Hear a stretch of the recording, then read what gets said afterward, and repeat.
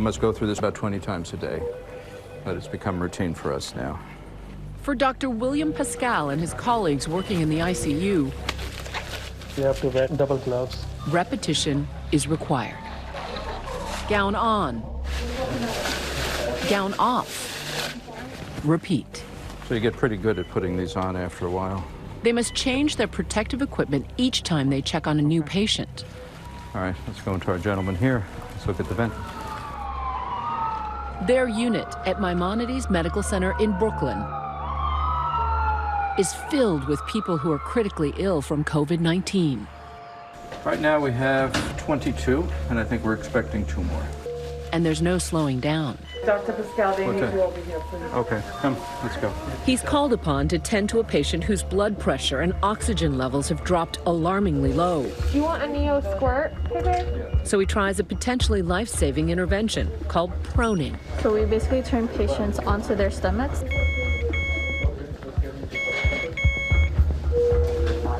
It worked.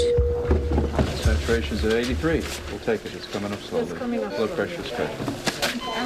The patient is out of the woods. For now. We spent a lot of the day putting out fires, jumping from one disaster to the other.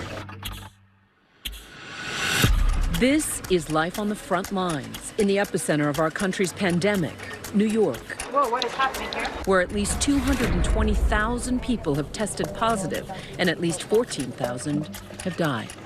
ABC News was given guided access inside the medical center. Do you know what we're down to?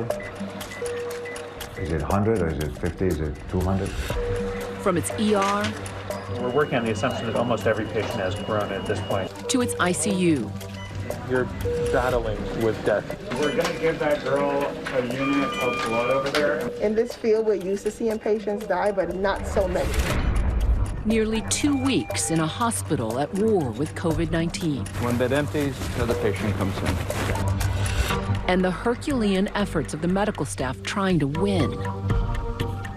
You go home every day feeling exhausted and burnt out, but if we can help a few people, it's worth it.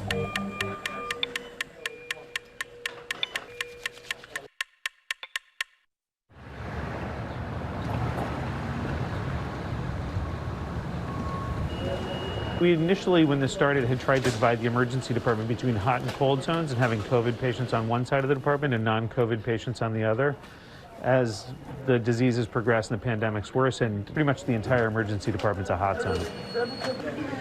I mean, you just figure out who's on tonight and who else is watching them tonight. Dr. John Marshall runs the hospital's ER, where they've already seen thousands of patients since the crisis first hit. Did you see, I sent out the ventilator update for the morning, but there are 50 right now.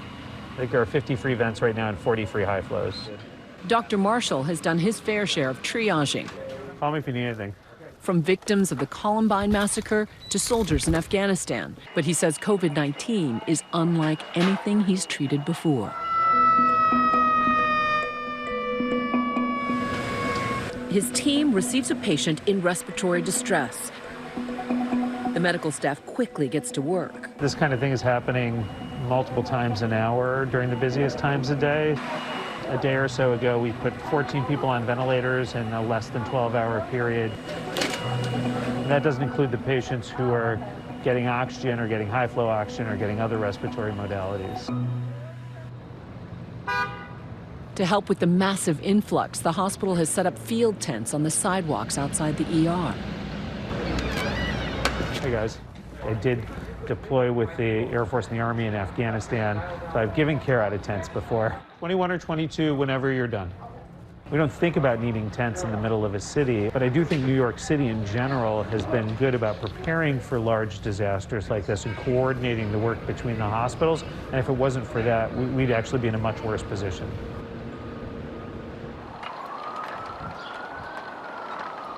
They've also put out a call for reinforcements.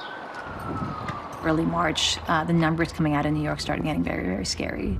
Dr. Astrid Holland answered that call. She left her life in Salt Lake City to come work at Maimonides, where she had trained. Seeing friends and colleagues being affected by it, I felt as if I had to do something. If not me, then who else?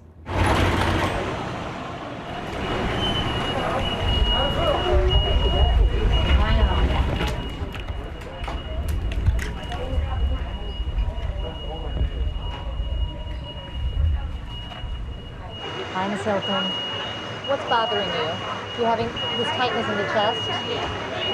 It started on Monday, and you were just sitting down when it started? And you have not had any fever or cough with this? No, but I've been taking my temperature and no fever. Her patient was tested for COVID-19 and then released. There's so much of the communication that we do, I think in general, is so based on facial expressions and kind of trying to come up to patients looking like this and kind of shouting to them a little bit makes that communication, certainly with patients, a lot harder, I find. All right, thank you. Now it's their eyes that tell us the story their faces can't. Eyes that are worried, tired, and feeling their own pain. And one of the parts of our job is delivering bad news to patients. Honestly, it's one of the more psychologically exhausting parts of the job. Dr. Daniel Nicola practices anesthesiology. All too often these days, he's had to make the call no one ever wishes to make.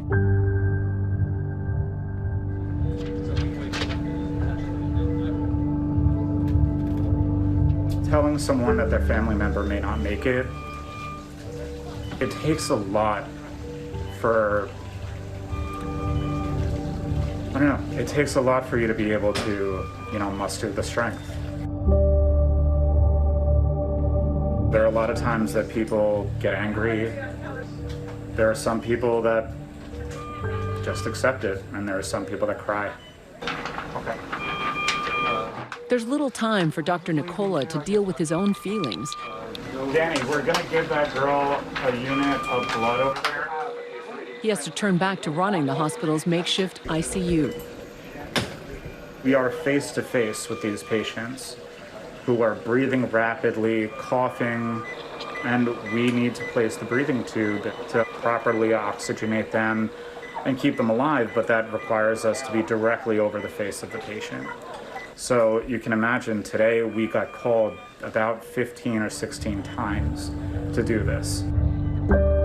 I'm afraid that I might catch it and that I might spread it to the people that I love. I am scared that one day I am going to miss something or not change my gloves or not wash my hands at some point and bring something home. So I am scared. Dr. Marshall shares that same fear. My home life has definitely changed during this crisis. COVID is here. And my 3 boys just call me Dr. COVID now. Hello.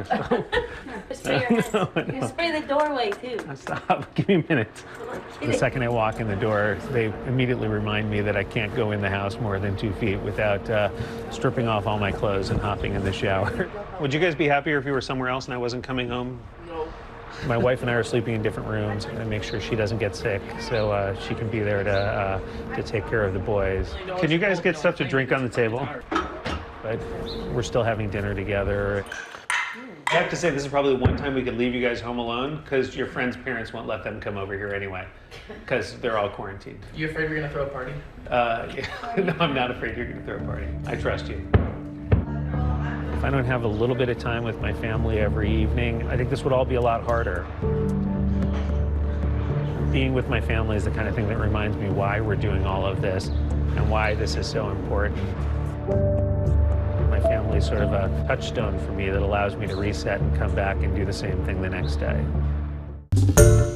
Hi everyone, George Stephanopoulos here. Thanks for checking out the ABC News YouTube channel. If you'd like to get more videos, show highlights, and watch live event coverage, click on the right over here to subscribe to our channel, and don't forget to download the ABC News app for breaking news alerts. Thanks for watching.